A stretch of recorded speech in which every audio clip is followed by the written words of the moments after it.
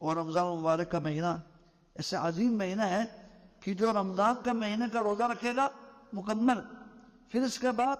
شوال کے 6 دن کا روزہ رکھے تو اس کو اللہ تبارک و تعالیٰ جو ہے نا پورا سال پر روزہ دار لکھتے ہیں. یعنی اس نے پورا سال پر روزہ رکھا. جو رمضان کے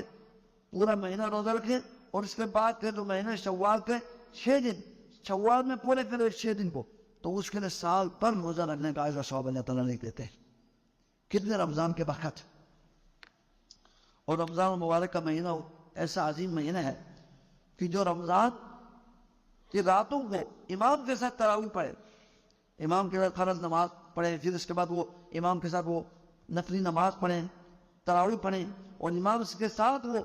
مسجد سے فارغ ہو تو پھر اس کے لیے پوری رات قیام کرنے کا اجر ثواب اللہ تعالیٰ عطا فرماتے. اور رمضان مبارک اتنا عظیم مہینہ ہے کہ اس